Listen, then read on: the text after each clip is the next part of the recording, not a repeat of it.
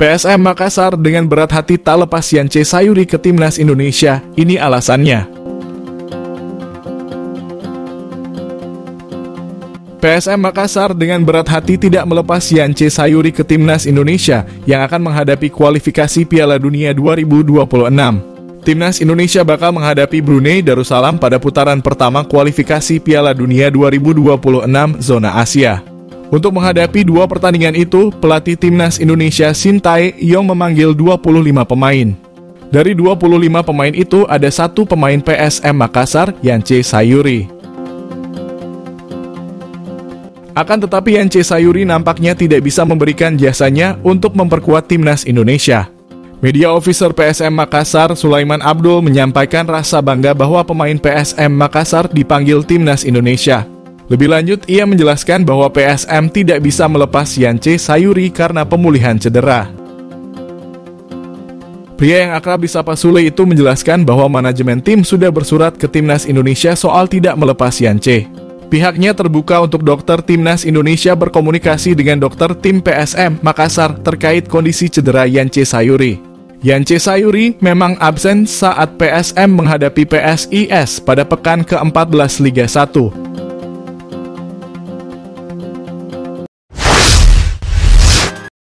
Persib resmi lepas 3 pemainnya ke timnas Indonesia. Persib Bandung resmi mengumumkan pemanggilan 3 pemainnya ke timnas Indonesia. Seperti yang diketahui, para pemain tersebut mendapatkan panggilan untuk memperkuat timnas Indonesia yang bakal melawan Brunei Darussalam. Ini merupakan laga kualifikasi Piala Dunia 2026 putaran pertama. Tercatat ada 25 pemain yang mendapatkan panggilan dari Shin Tae-yong. 3 diantaranya, yakni dari Persib Bandung.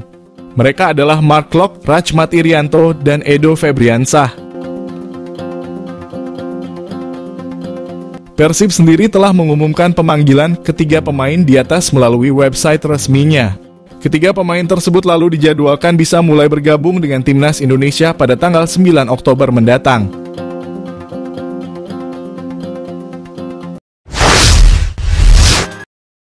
Erick Thohir pastikan laga timnas Indonesia versus Brunei Darussalam bermain di SUGBK. Ketua Umum PSSI, Erick Thohir, memastikan pertandingan antara timnas Indonesia versus Brunei Darussalam pada leg pertama babak pertama kualifikasi Piala Dunia 2026 zona Asia bakal berlangsung di Stadion Utama Gelora Bung Karno Senayan, Jakarta Pusat. Seperti diketahui, timnas Indonesia direncanakan bakal menghadapi Brunei Darussalam pada putaran pertama kualifikasi Piala Dunia 2026. Tim asuhan Shin Tae-yong ini dijadwalkan bakal menjamu Brunei Darussalam terlebih dahulu. Laga ini awalnya direncanakan bakal berlangsung di Stadion Gelora Sriwijaya Jakabaring, Palembang. Akan tetapi belakangan ini venue untuk pertandingan ini bakal dipindahkan. Kabar ini datang akibat kabut asap yang tengah menyelimuti wilayah Sumatera Selatan. Kabut asap ini berasal dari kebakaran hutan dan lahan di beberapa wilayah Sumsel, sehingga kondisi udara di Palembang pun memburuk. Situasi ini pun membuat PSSI mengambil langkah cepat dan dipastikan timnas Indonesia akan menjamu Brunei Darussalam di SUGBK.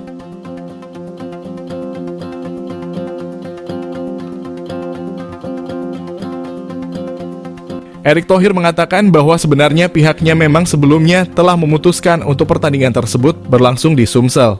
Pria yang juga menjabat sebagai Menteri BUMN tersebut mengatakan bahwa PSSI tak ada pilihan lain.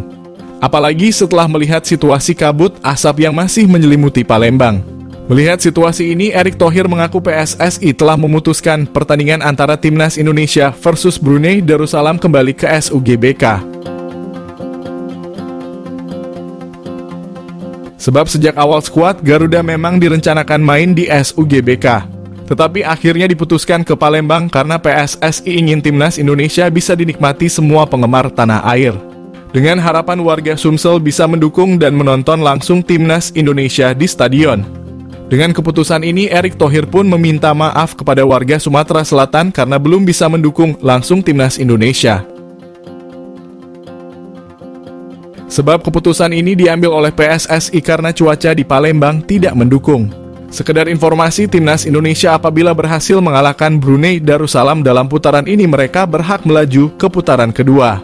Untuk kualifikasi Piala Dunia 2026 zona Asia putaran kedua ini, siapapun yang lolos nantinya bakal bergabung dalam grup F.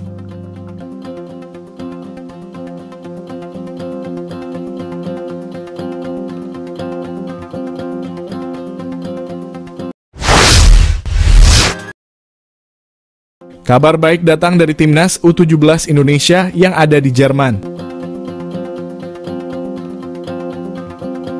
Kabar baik datang dari timnas U17 Indonesia di Jerman. Kondisi fisik pemain mengalami peningkatan. Seperti yang diketahui, timnas U17 Indonesia kini sedang menjalani pemusatan latihan di Jerman. Ini merupakan salah satu persiapan tim asuhan Bima Sakti menyambut Piala Dunia U17. Timnas U17 Indonesia sendiri sejauh ini telah melakoni 2 kali uji coba selama di Jerman. Skuad Garuda Asia harus menelan kekalahan dari TSV Merbus U17 pada laga pertama. Timnas U17 Indonesia lalu sukses meraih kemenangan dengan skor atas SC Paderborn Youth pada laga kedua.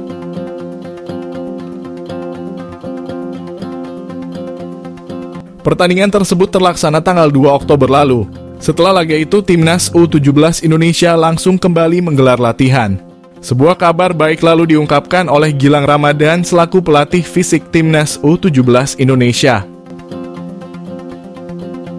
Kabar baik yang dimaksud yakni para pemain mulai menunjukkan peningkatan fisik dan daya tahan tubuh. Namun Gilang menilai hal tersebut masih harus ditingkatkan. Sementara itu, timnas U17 Indonesia sejauh ini sudah menjalani TC di Jerman selama 17 hari. Program TC tersebut rencananya berlangsung hingga tanggal 23 Oktober mendatang.